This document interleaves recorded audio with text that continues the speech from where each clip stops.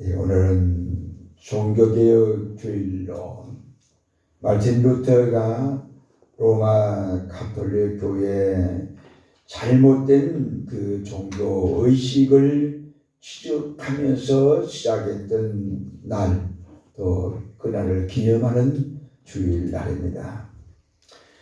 종교개혁은 조금 전에도 말씀드렸습니다만 10월 31일이고 오늘은 그날을 기념하고 우리 자신의 신앙을 돌아보는 종교개혁 주일로 삼고 있습니다. 말만이 아니고 그 당시 중세 시대에 타락하고 뭔가 종교의식에만 빠져있던 그 가톨릭 교회를 향하여 루터가 외치면서 복음으로 돌아가자, 하나님께로 돌아가자, 말씀으로 돌아가자고 외쳤던 그 시, 바로 우리는 뭔가 신앙생활을 하면서도 하나님 앞에 바르게 또 말씀대로 사느냐라고 우리 자신을 돌아보면 그렇지 못한 부분들이 없지 않아 많기 때문에 우리 신앙이 개혁이 되어야 한다라고 외치는 겁니다. 마틴 루터가 세 가지를 주장했습니다. 오직 하나님의 은혜로 구원받는다. 오직 믿음으로 구원받는다. 그 길은 오직 성경에 있다. 오직 은혜, 오직 믿음, 오직 성령. 이 세 가지 슬로건으로 세워지기를 호소하며 외쳤습니다. 근데 존 칼빈은 오직 그리스도, 오직 하나님께 영광이라고 하는 두 슬로건을 더해서 종교개혁의 5대 슬로건이 완성이 되어진 겁니다. 그래서 오직 은혜, 오직 믿음, 오직 성경, 오직 그리스도, 오직 하나님께 영광, 이 5가지가 종교개혁에 추가된 겁니다. 루터와 칼빈 등 당시 종교개혁자들은 한마디로 모아서 그들이 외쳤는데 그 말씀이 바로 하나님의 말씀인 성경으로 돌아가자.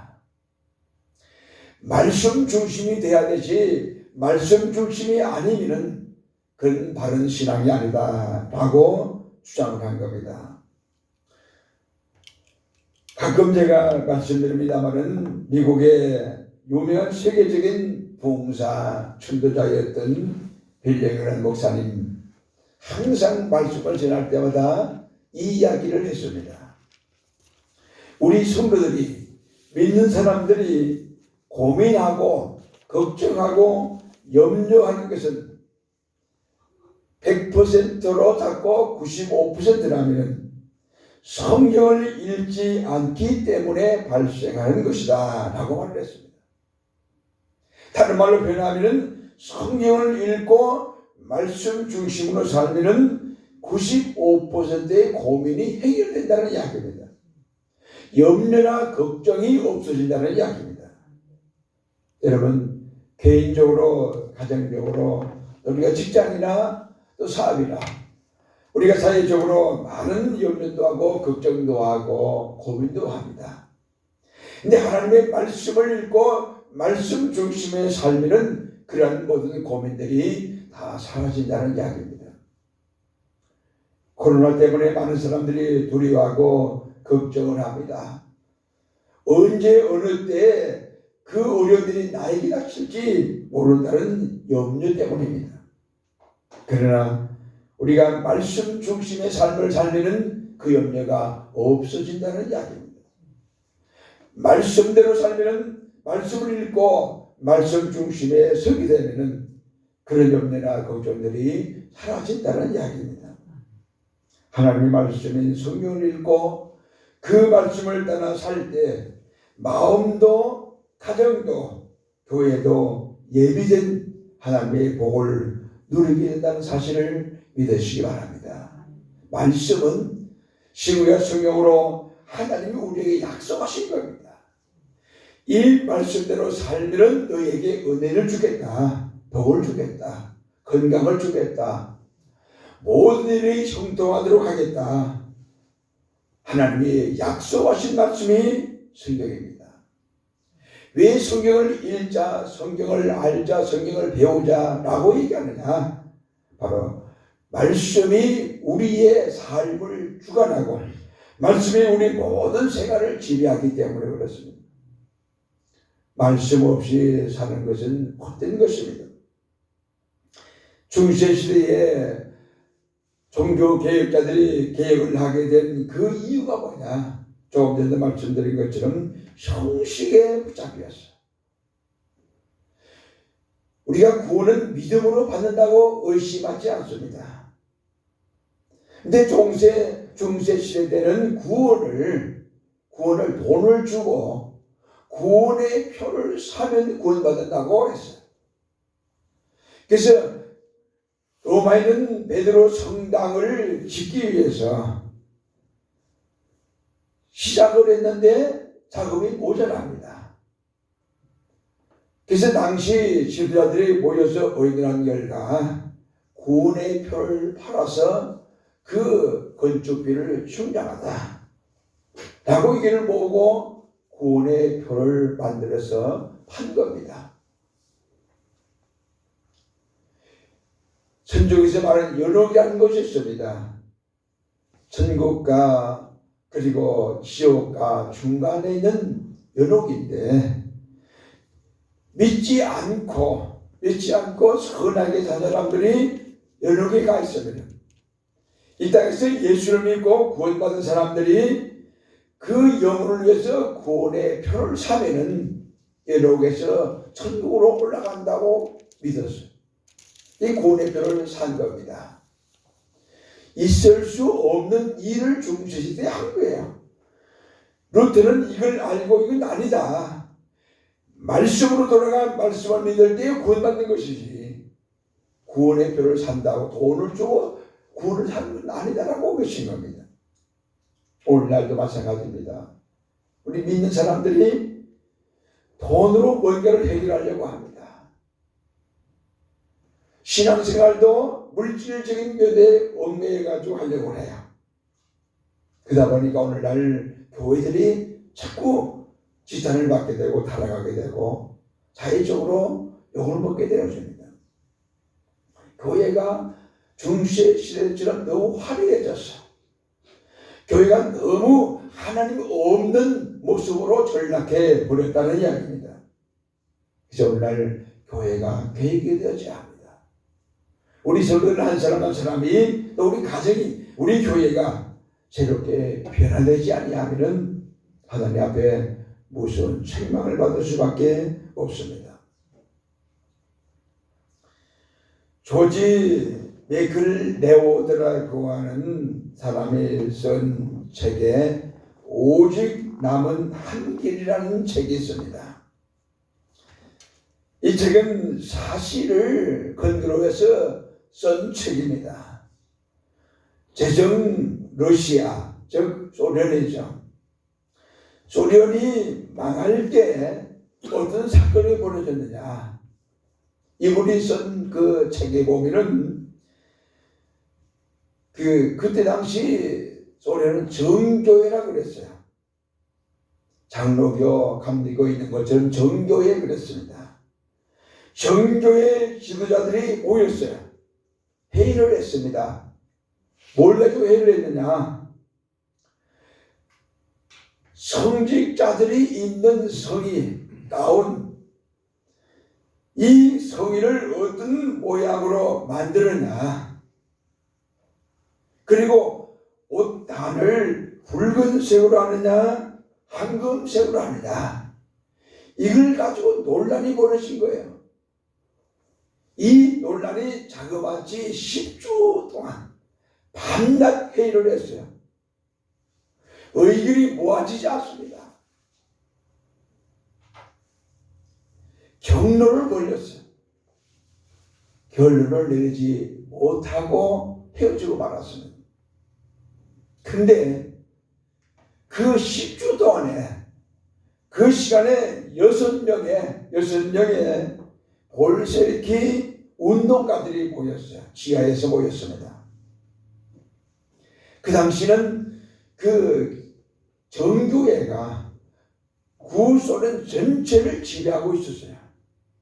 그리고 황제가 왕을 임명하는 그런 시대였어요. 교황이. 6명이 모여서 업무를 꾸민 거예요. 무슨 업무냐? 혁명을 일으켜야 된다. 볼세비키 주의자들은 인민을 경제적 공격에서 건지는 길은 오직 혁명뿐이다. 러시아 지배했던 기독교인들이 종교가 정교회가 교회를 화려하게 짓고 그 지도자들이 아주 화려하게 부하게 살았어요. 근데 가난하게 어렵게 사는 사람들을 돌아보지 않은 거예요. 그러면서 성직자가 입는 옷을 어떻게 만들 것인가 그것만 의논하고 그런 겁니다. 이건 아니다. 그래서 이 볼셰비키 주의자들이 모여서 혁명을 일으켜야 된다. 그들은 혁명으로 러시아를 장악했습니다. 혁명을 일으켰어요. 쉽게 말하면 공산주의 혁명입니다. 그리고 러시아를 지배하고 주름 잡고 있던 기독교 지도자들을 잡아다가 다 처형했어요. 다 죽였어요. 러시아 교회 지도자들이 성령과 말씀에서 떠나 생명과 빛을 잃은 형식과 의식에만 치중하고 있을 때 하나님께서 이 교권주의자들을 가차없이 심판하신 겁니다. 그리스도가 떠난 교회는 이미 죽은 교회이므로 하나님께서는 땅만 버리도록 그대로 두시지 않을 것이라는 것을 분명히 말씀하신 겁니다. 예수님의 손과 발이 되어서 사랑으로 낮은 자들, 어려운 사람들, 그들을 섬겨야 할 교회가 가난하고 병들고 소외되고 갇힌 자들을 외면하고 호의호식하는 교회가 되고 만 겁니다. 이미 그 교회는 교회가 아니었습니다. 그런 교회는 존재 가치가 없었기 때문에 하나님께서 러시아를 공산화시켜버리고 만 겁니다.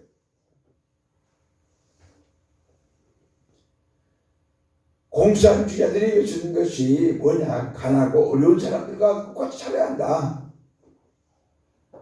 사도행전에 나타나 있는 부자들이 사도들 발 앞에 돈을 갖다 놓고 밭을 판값을 갖다 놔 그 돈을 가지고 사도들이 어려운 사람을 도와줬던 그 일, 그걸 하나의 그들의 주의로 삼고 일으킨 운동이 바로 공산주의입니다.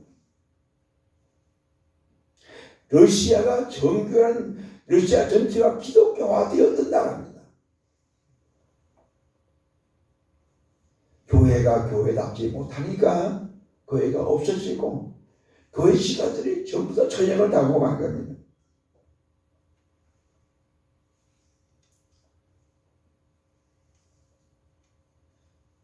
우리는 우리 스스로 신앙생활에서 하나님 모시기에 정말 합당한가 생각하면서 우리 자신 스스로를 변화시키지 않으면 안 됩니다. 사도 바울은 섰다고 생각하는 자는 넘어질까 조심하라 그랬어요. 이 정도면 됐어라고 하는 생각을 버려야 한다는 이야기입니다. 항상 부족하다는 거. 여러분, 믿음의 생활에 부족한 부분을 채우기 위해서 노력하고 애쓰는 것이 뭐냐? 그게 바로 개혁입니다. 여러분, 우리는 뭔가 1%, 2%, 3%가 부족해서 하나님 앞에 인정받지 못하는 경우들이 많이 있습니다. 그 1%, 2%, 3% 부족한 게 뭔지를 찾아야 돼요. 그 부분을 찾아 우리 자신을 고치고 그 부분을 채우지 아니하면은 중세 시대처럼 소련의 정교회처럼 결국은 하나님의 심판을 받고 하나님 안에서 교회다운 교회의 모습을 잃어버리고 만다는 이야기입니다. 어떤 가구에 모 종교시몬에 알코올 탈축이라고 하는 그런 연재 글이 실린 적이 있었습니다. 그 종단은 술을 먹을 수 있는 종단이었어요. 술을 먹으라고는 권하는 그런 종단이었습니다. 한 사람이 그 종단의 목자로 부름을 받고 전에는 술을 입에 대지도 않았던 사람이 종단의 그 분위기에 맞춰서 술을 먹기 시작하는 거예요. 점점 술은 그를 지배하기 시작했습니다.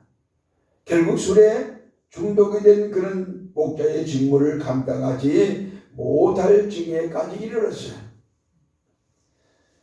마침내 이를 보다 못한 선대 목자 한 분이 그를 찾아갔습니다. 이렇게 말을 했어요. 하늘의 주를 선택하든지 땅의 주를 택하든지 양자 택일을 하라.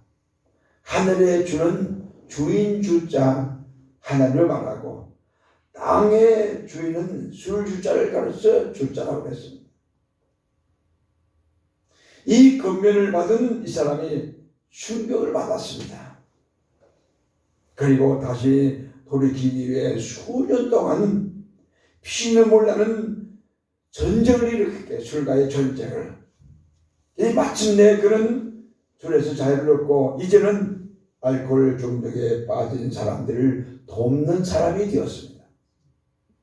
이 사람이 이런 이야기를 했습니다. 술은 이슬비가 몸을 적시듯 서서히 나의 몸을 파괴하고 나의 영혼까지 파괴했다 라고 고백을 했습니다. 그리고 그는 술에서 자유를 얻고 난 다음에 시를 썼어요. 이런 시를 썼습니다.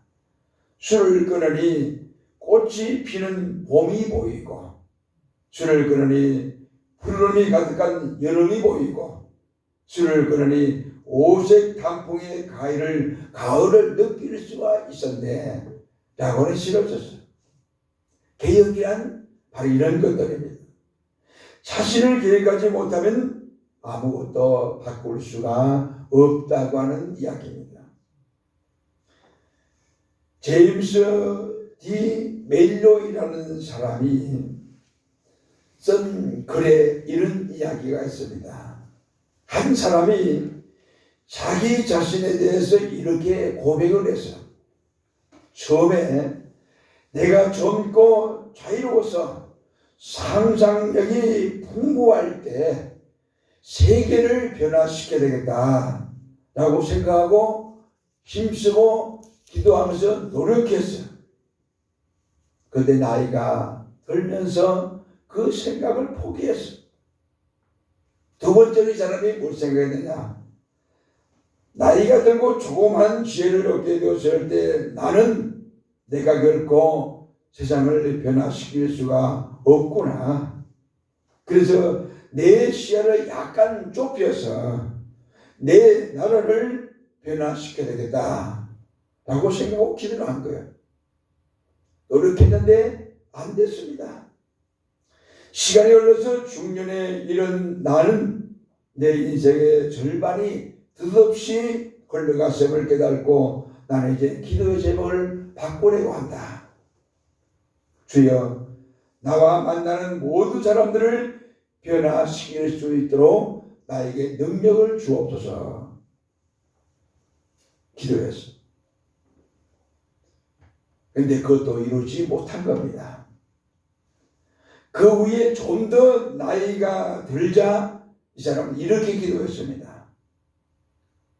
나의 가족들과 친구들을 변화시키겠습니다. 그럴 수 있는 힘을 주세요 라고 기도했습니다. 그러나 저는 가족도 친구들도 변화시키지 못했습니다. 자신이 늙고 앞으로 얼마 안 남은 그 여생을 위하는 지구에 와서 이 사람은 이렇게 고백을 합니다. 주여, 저에게 제 자신을 변화시킬 수 있는 힘을 주시옵소서.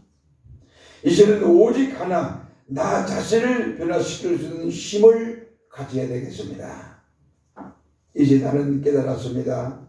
나의 기도가 진작에 이루어졌더라면 나의 일생은 헛되지 않았을 것이다. 적어도 지금과 같은 이런 생을 살지는 않았을 것이다 라고 고백을 했습니다. 오늘 본문에 우리에게 주시는 약속이 있습니다. 따라 쓰겠습니다. 인생의 고통 문제를 해결하여 주신다는 하나님의 약속을 믿자. 오늘 본문의 말씀은 호세아 선지자가 이스라엘이 남북으로 나눠졌잖아요. 북쪽은 이스라엘, 남쪽은 유다가 됐습니다. 북이스라엘 백성에게 하나님께로 돌아가야 살게 된다는 간절한 외침